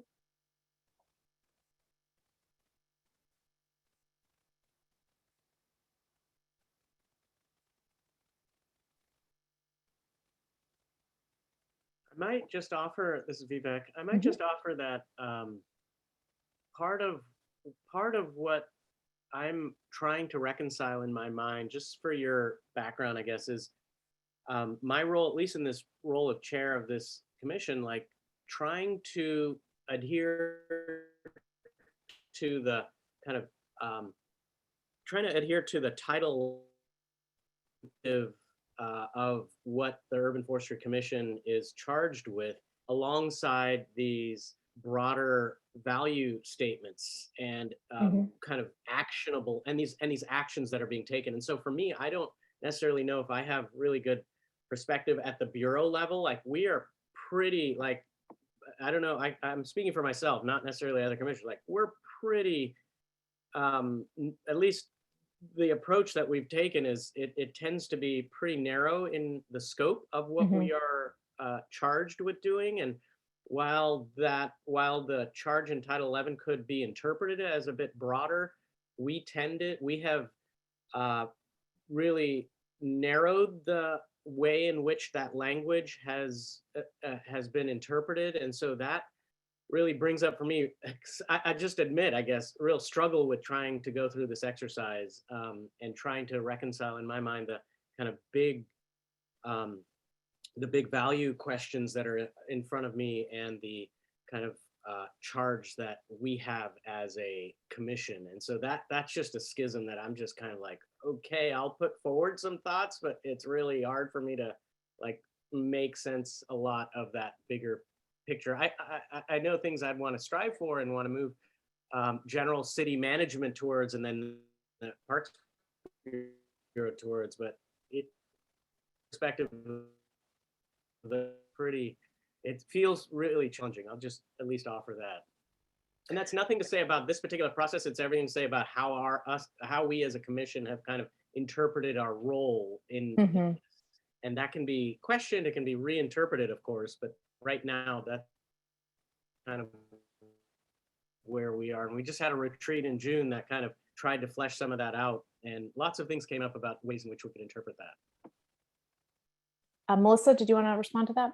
Yeah, I just wanted to say, and that's part of why we asked ahead if this was an area of interest. It sounded like it was, and I think it's important to give the context of, in our community listening, we're engaging with folks who have almost no involvement with parks. They intentionally, actually, like that's part of the goal, is to get perspective around these issues and this foundation for the way that we do work moving forward, because these are like bumpers. Like when we're making decisions, this suite of tools that we're developing, these foundational statements are like bumpers for us. And so, last weekend I was out at Dawson Park with my team, and we did this kind of engagement in person in the park. We were asking random folks that walked up who were interested, like, what are you doing? Like, hey, let's walk you through this.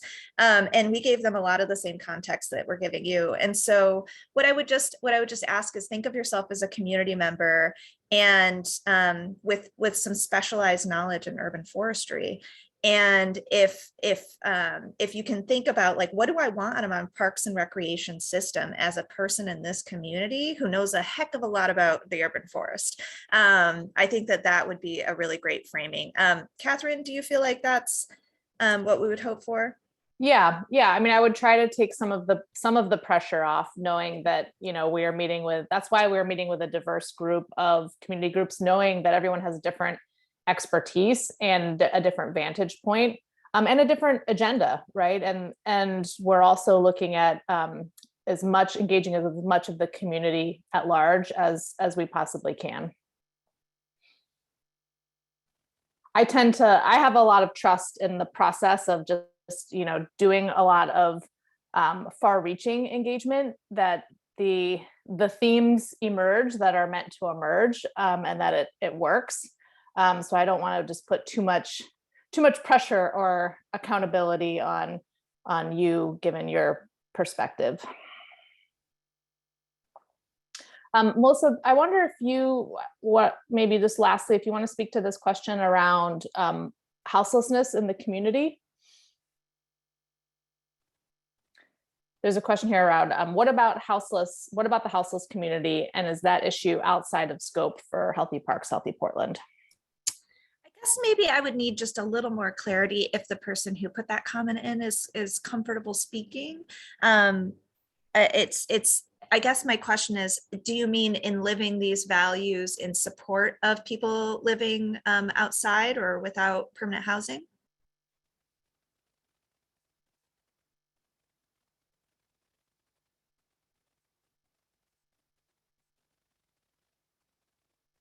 Okay. So I'll speak to what I think it means. So what I think this means is working in support of people experiencing homelessness, or especially that I'm assuming unsheltered homelessness.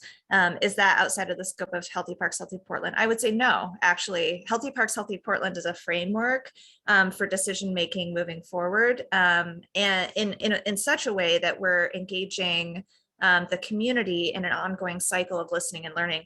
A number of the folks that I engaged last weekend were people experiencing homelessness in the park. That's a pretty important population for me. I spent my career in homelessness services. And so as we make decisions, this is actually, I have a great example if we have time. I know that it's a little off topic, but a few weeks ago, we realized that our cost as barrier work, improving the accessibility of our community centers and decreasing the cost, was having the impact of having folks who are living outside taking more showers. And so what we did, like in the past, the Bureau may have pivoted and said, this is not the purpose. The purpose is showers for recreation, but they didn't, our leadership didn't say that. They said, what are we trying to do? We're trying to make our programming more accessible for all Portlanders. And if that means that we need to create trainings and supports for our teams so that they can offer this resource, then we need to do that. And that was based on the kinds of values decisions that we're trying to get at today. So that's, I think, a good example of how values can support all the groups that we're trying to serve, including people experiencing homelessness. And I'll stop yammering now. Yeah, I mean, I think the values are just at a broad level, and a lot of the specificity of the programs, a lot of the details around how we're going to address some of these things do show up in the actions and results.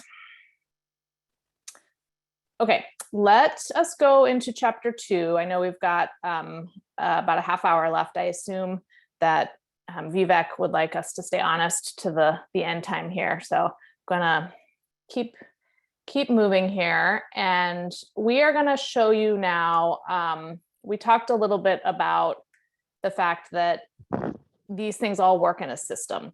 And we have to look at them as a system, because if we don't, we're going to try to make each one of these statements do everything and include everything. And the next things we're going to show you are some options of mission, vision, and outcome categories.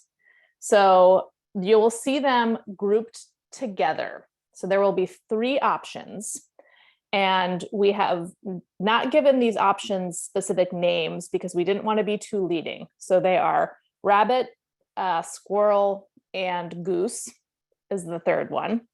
And each option will have a mission statement, a vision statement that the design team believes corresponds with that mission statement, and then some outcome categories. So outcome categories being like, these are the things that we set out to achieve for community. For each option, we are going to ask you just some really general questions around like, what do you like about this option? What do you not like about this option? Just as a way of really helping you kind of process each specific one. And then we will ask you to kind of compare them. We'll ask you kind of a quantitative question around like, which one did you like best or least? But we don't want to ask that to you until you've been able to spend some time digesting each one.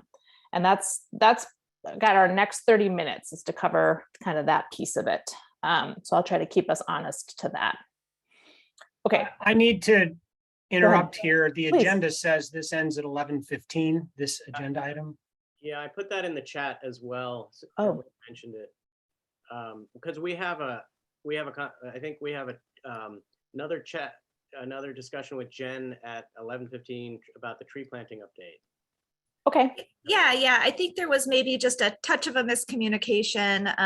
There were, especially with, I think, folks being out and the folks just picking up things. So yes, we can move more quickly. Okay. So what we're going to do then, in light of that, is we're not going to provide individual feedback on each option. I'm going to share each option to you, and then we're going to ask you to just provide some comparative feedback, and I'll allow as much time as we possibly can for discussion. So it is going to be a little bit more kind of processing heavy, at least on you, but I want you to be able to see all options. I don't want us to get to stop before you've seen it all. Okay. Here is rabbit. And I'm going to read each component of rabbit to you. And I want you to just be thinking, what are things I like about this? What are things I don't like so much about it? So for the first option for rabbit, the mission, again, the mission is our ultimate goal or purpose. Serving in humble shared stewardship of the land, Portland Parks and Recreation's mission is to provide equitable, inclusive access to places, programs, and services that support community health and ecological resilience. The vision of Portland Parks and Rec, and again, a vision is what we aim to achieve long-term, is our parks and recreation services are essential to the health and vitality of every Portlander. We seek to sustain a more inclusive parks and recreation system that reduces inequities, prioritizes inclusion, and empowers Portland communities to thrive into the future. Outcome categories. So these are the broad community goals which we contribute to.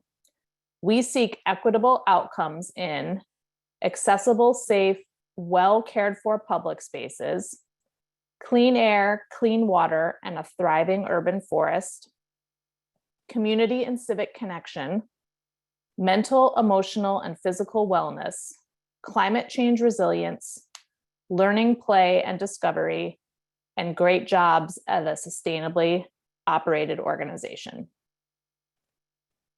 So this is the first option, which is rabbit. So I want you to just kind of think for a minute about what you think's working about this option, what you think's not working. And then I'm going to go to our second option, which is squirrel. And the mission for this option is Portland Parks and Recreation's mission is to provide equitable access to diverse parks and recreation experiences for all,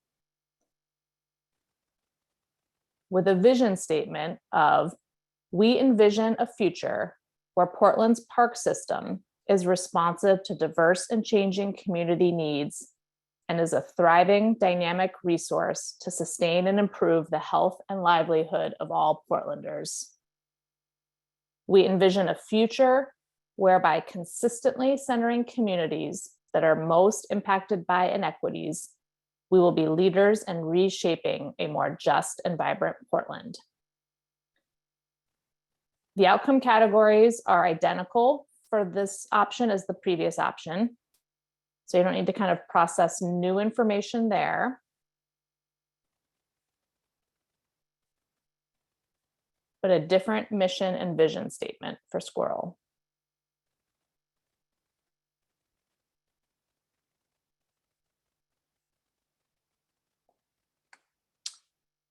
Our third option here is simplified. This option is goose. It has a mission statement of Portland Parks and Recreation creates and cares for welcoming spaces and programs that support community connection, health, resilience, and vitality. And the vision actually is achieving the outcomes. So instead of having a unique vision statement and a set of outcomes, they're combined. So the vision is healthy parks, healthy Portland. We seek equitable outcomes in accessible, safe, well cared for public spaces, clean air, clean water, and a thriving urban forest, community and civic connection, mental, emotional, and physical wellness, climate change resilience, learning, play, and discovery, and great jobs at a sustainably operated organization. So there are three options here that we're looking at. And we would like kind of a quick heat map of if you have an option that you are leaning towards, and I'll flip that question up on Menti for you. Give me a minute here. Give me 10 seconds. So if you had 100 points and you wanted to distribute them across three options, we would love to know which, where you'd put them. So maybe you love goose and you'd put all 100 points in goose. Maybe you are split between squirrel and goose and you go 50-50. Maybe you like all three and you go 30, 33, 33, 33. That doesn't equal 100. Now, some of you may be fast processors and you feel comfortable answering this right now. Others might be like, this is way too much information for me to have an opinion about. As Melissa mentioned, we can send this out as a survey after the fact. So if you want to take more time with it and you want to take more time thinking about it, you're more than welcome to take that time and answer it via the survey format.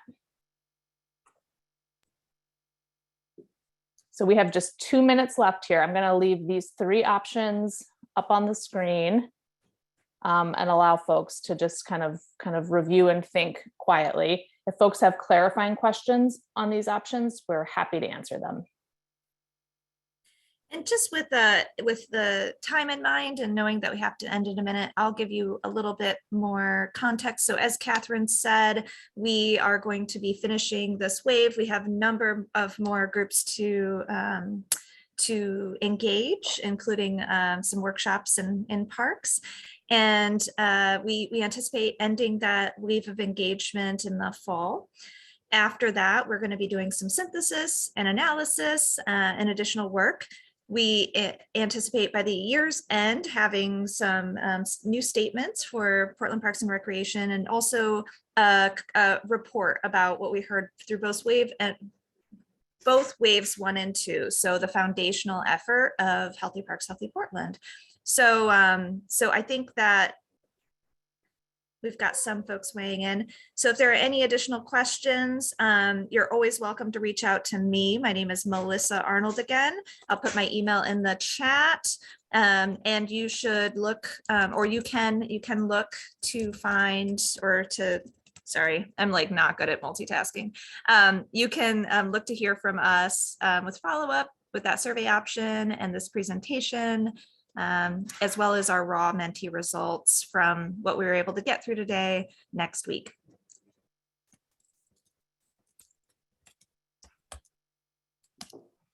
Hey, wonderful. Thanks, Melissa, and thanks, Catherine. Really inspired my use of Menti.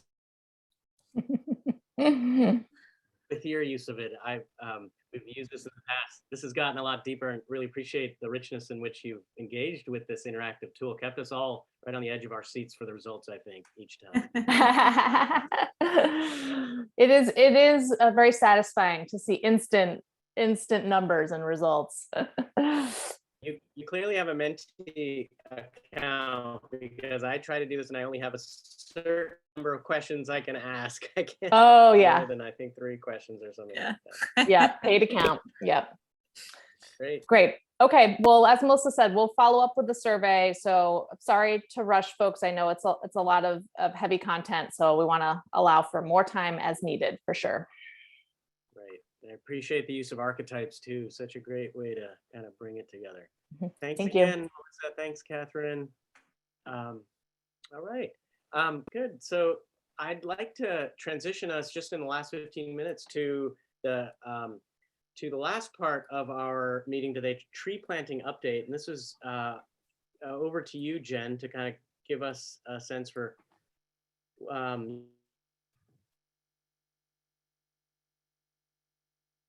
and other things you hear. So I think this was about, unless you want me to tee this up a bit more about the earlier conversation that we had today about. Yes.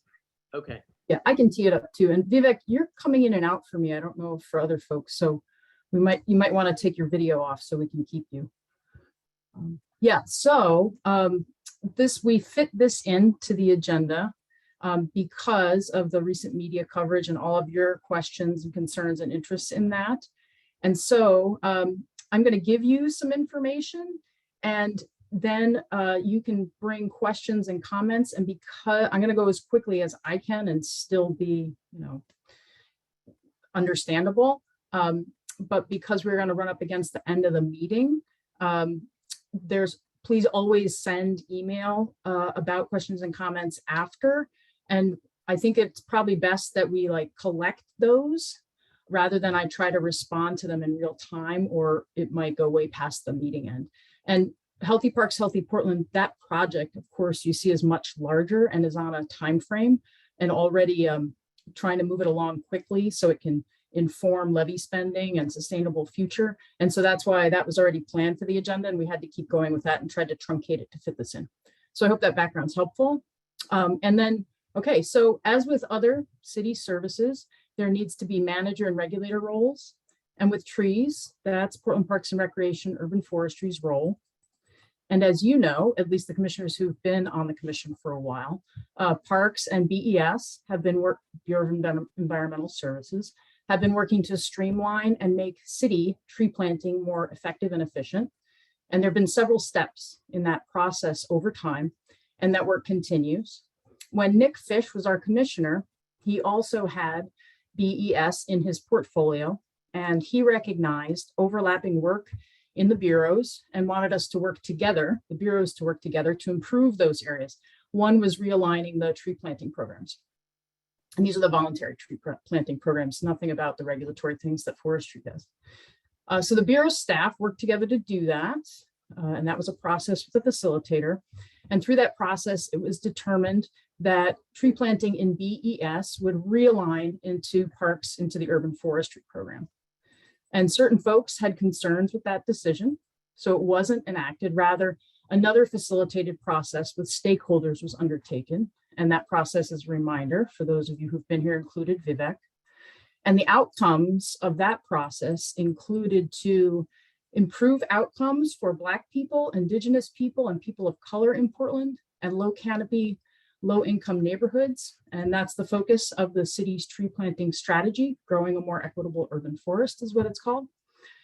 Another outcome of that process was to align city tree planting programs to integrate outreach and engagement, policy, planning, planting, stewardship efforts, and life cycle tree management. So from small tree to large tree and over again, mature tree.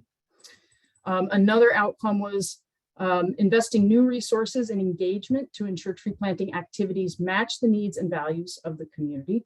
And you hear Healthy Parks, Healthy Portland is part of that larger effort of which trees are a part. And also making it, another outcome, making it seamless for community partners to work with the city by clarifying bureau roles and responsibilities, business processes, funding, and those sorts of things. So since then, since that process, Parks has and continues to work to achieve those ends, and Parks and BES managers have and continue to work together to achieve those ends in regards to tree planting. And that work has gone well and progress has been made. And we meet regularly and continue to try to coordinate on tree planting between the two bureaus. One result of that coordinated work is that clarification of roles has occurred to some extent. Parks is the city entity planting and establishing street trees in priority areas. And at present, BES is planting focuses on private property. BES's planting program focuses on private property. A written agreement or interagency agreement or intergovernmental agreement, these all are different terms for the same sort of thing. On roles and responsibilities, coordination and funding has been proposed and continues to be discussed, and no written agreement yet exists. Parks is also ramping up planting in general, thanks to the Parks Levy. And to fulfill Levy, Portland Urban Forest Management Plan, and city tree planting strategy commitments, we're also ramping up to fulfill those goals. And those include increasing partnerships, community tree stewardship, more in strategic planting, and making city contracts more accessible to historically excluded communities. So recently what you've been hearing in the news is BES made a decision not to extend their contract with Friends of Trees. BES had extended that contract for a year to allow for transition time, and that's now expired. Meantime, Parks continues to increase tree planting in all directions by and with all comers as much as funds allow. The free street tree planting and establishment program, which is now in its third year, and with planting and establishment performed by contractors and 100% in low canopy and low income neighborhoods. That's one example. There are others, and there are more planting efforts to come as resources become available.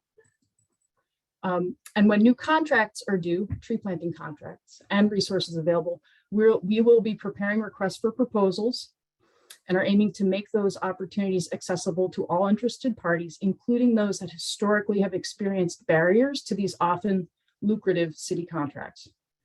Those opportunities will be shared widely, and Friends of Trees and all others are welcome to apply for them.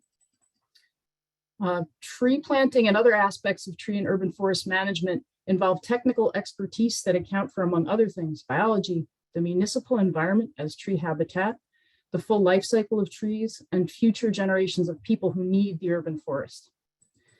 We do need to do that in a way that's based in science, arboriculture and urban forestry best management practices, and sustainable practices. A colleague in another city likes to say, urban forestry isn't rocket science, it's harder, because it has all these different elements in it. We make it as easy as we can for others, and the technical work we do is essential. And we just learned, as you heard today and heard in the media, I'm sure before I brought it up at the beginning of the meeting, emerald ash borer has reached Oregon, and that's going to decimate our ash population. Portland's canopy is declining rather than expanding. The climate crisis is worsening, and people have lost their lives from extreme heat, so more is needed. More resources, more collaboration, more partnerships, and effort from all directions is necessary and continues to be what we're doing. That's the information I wanted to give. And if you could please have questions or concerns that you would like to express, let's try to get as many of those in as we can. And as I said, we'll try to follow up on those more after this. Okay, thanks, Jen. I hope my video will work. I will turn it off. I'm Commissioners, still lagging. hand it up. No. Okay, turn it off. Commissioners, questions, responses, thoughts. Megan, I see your hand up. I think my question is just when we're going to have the opportunity to hear from all of the community groups doing this work. You know, BES has done this work and Friends of Trees and others, and I would love to hear from all of the folks doing this work because, well, I'll give an example. So for those that don't know, and I will disclose, I worked for Friends of Trees for 4 years, but when I worked for Friends of Trees, I actually focused on Southwest Washington and I contracted part of my time to the City of Vancouver Urban Forestry. And Urban Forestry always invited their planting partners to come and present to hear about the work that they were doing because it was a really wonderful partnership with community groups. And it was incredibly helpful for the commissioners on the city's commission in Vancouver to hear the other work being done by tree planting groups. And I am not trying to argue just to hear from BES or just to hear from Friends of Trees, but I would love annually to hear from all of the folks having an opportunity to not hear it from an urban forestry perspective, but to hear it from the very groups doing this work, to hear about what their work is, what their challenges are.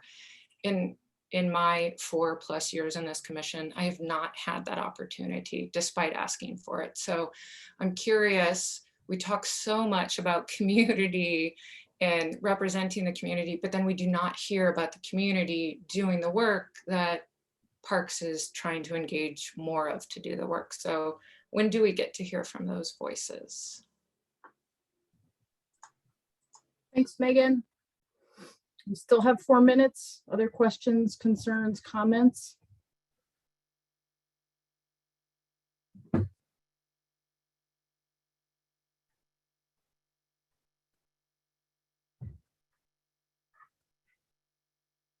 Okay, Daniel. Yeah, thanks. Yeah, I mean, certainly there's a lot of different issues to talk about. We don't have much time. But Jen, I guess a question I have is that, you know, I think it was over 2 years ago, maybe longer, that we first heard at an Urban Forestry Commission meeting that BES was and Parks were working on transitioning some of these roles. And it seems like in that amount of time, this whole transition should have taken place. And I heard you say that there's going to be some RFPs going out and contracts. You didn't say when that would happen. I'd be curious to know when it will happen. But I'm also just a little disappointed that it hasn't already happened because we've had so much of a lead time. We've known this is happening, and it seems like that hasn't happened yet. And you know, I will say though, just to answer some criticisms I've heard from the community, I think it's important for everybody to understand that Friends of Trees cannot just be given a contract because there are all sorts of competitive bidding laws that have to be followed. But I think it's very important that some kind of community group, you know, get these contracts, that it's not the city that's going to be doing the tree planting. And I get it. I hear that that's not happening, but I do think that, you know, especially when we heard about the values earlier today about getting the community involved and all of that, I think that we need to be moving a little faster because we also know that with climate change, the more we delay, the more issues there are. It's going to take longer for especially underserved communities to get the health values and benefits of the trees. So I guess what I'm asking is, you know, when is this transition going to be complete and when are the contracts going to be let and that kind of thing?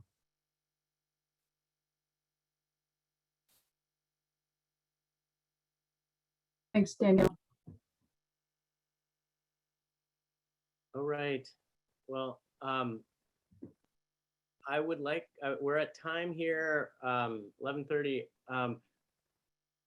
Thanks everybody. This has been a very full conversation. We went from kind of far-reaching conversations about kind of the kinds of values we want to set up for the bureau in which urban forestry is housed, to conversations about how to respond to media as well as public input. I'm wanting to just make sure I reiterate for myself, but all of you, and hold me accountable to this, that on August, we're going to try to come back to this conversation. I'm hoping we can have some way of kind of constructively, productively getting into some of these issues. I'm hoping we've taken some notes as to what we want to come back to. If there's anything you want to bring up at this next meeting, please send me a note. I'd be happy to convey this to Brian and Jen when we have our agenda setting meeting.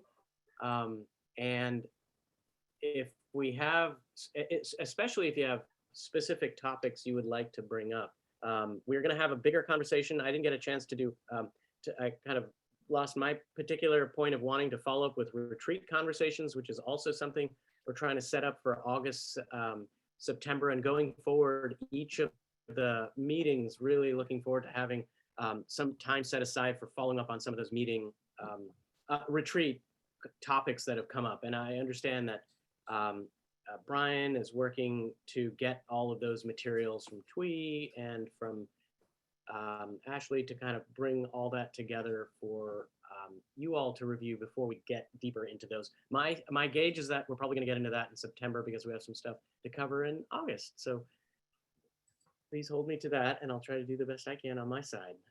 Thanks again, everybody. Really appreciate your comments. Lots of rich conversation here. And hope you stay cool. It's going to be a hot one next week. A long stretch of over 90, almost 100 every day of the week. So hoping you're finding a way to stay cool and taking care of your friends, family, neighbors, and even strangers. Take care. We'll see you in a month, if not sooner. Thanks, everybody. Thank y'all. Bye-bye. Take care.